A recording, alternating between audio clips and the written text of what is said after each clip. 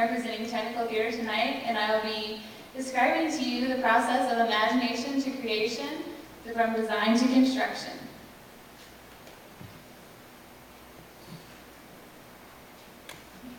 First, I'm going to tell you a little bit about myself. My name is Alex Bowling, like I said. I've been a student here at SUPA since the year 2000. I've been a technical theater major for 5 years and received a board's excellence all 5 years. I designed my first show, The Legend of Sleepy Hollow, my freshman year. I am one of only 2 students who have done that in the last 10 years. I've been involved in technical theater productions for over 20 productions, both in and outside of school. And I've held various leadership positions ranging from student designer, technical director, to master carpenter. What I'm going to talk to you about tonight is my involvement as a designer.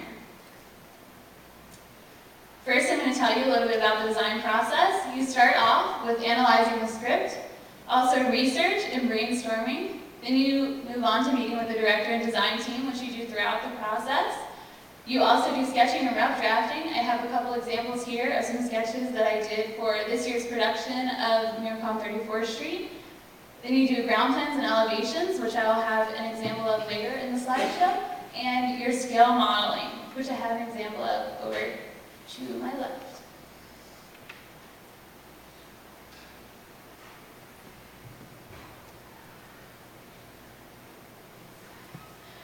This is the first show that I designed, The Legend of Sleepy Hollow.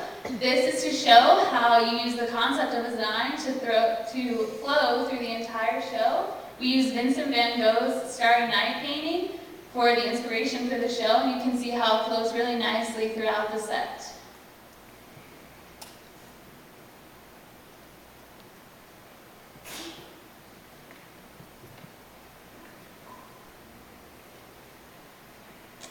I also have examples of set pieces from Sleepy Hollow.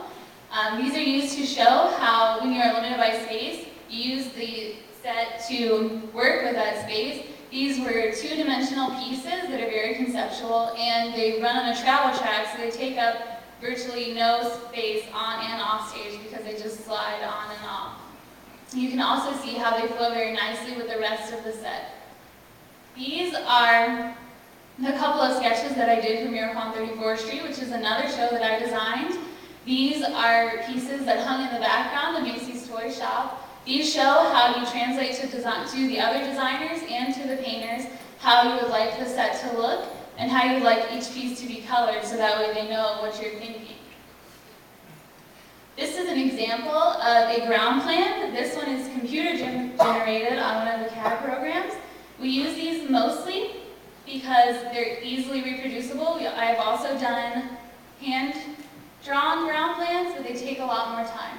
These just show from a top view how each piece is moved onto stage and where it's stored off stage, so that way when you get there and install the set, it's easy to tell where you're going with it.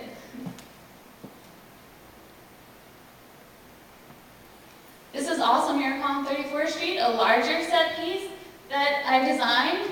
This shows, when you're analyzing the script, how you determine the character's personality and translate that into the design of the show, and how you can use different painting techniques to create different textures on the set, like the wood painting and the wall painting. We also use our sources and outside sources for set dressing and props, such as the table and the chairs, to really pull the whole stage together and make it feel like a house.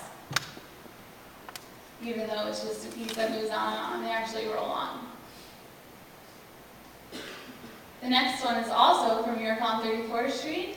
This shows how you can use a set piece to draw attention to the middle of a stage, how it can be designed to focus your attention to one part or another. You see how the scene is kind of going on over here, but you see how that large piece in the center draws your attention there, where Santa would be in the toy shop. You can also see in this photo how the sketches that you saw earlier ended up on stage over to each side of the stage hanging up. They ended up really nicely, and a lot like how they were drawn, which is the purpose. This is also how, well, that was also how it looked in our school. This is Jungle Book, another show that I designed, and the last show I'm going to talk about today. This is how it ended up finally You can see over here how it looked in the model, and that's also a piece which I'll move back to in a few seconds. The next slide shows how each design team works together to create a general feel for the show and a general flow, just as within the set design. You can see the costumes and the lighting, everything really worked together to bring out each piece nicely. Over here I have an example of a model I did for Jungle Book, which just was used to show how the set was originally supposed to look and how I would have liked it to look.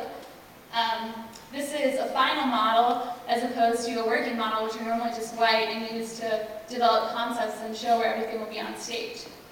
This piece I created to show the process of creation of a set piece. You can see here how it starts as just a couple flats, and then it's painted and faced with glue on, and then there's foam facing put on it, and then it's covered with stow, which is a material used to harden the foam to give it texture so people walk on it won't get messed up.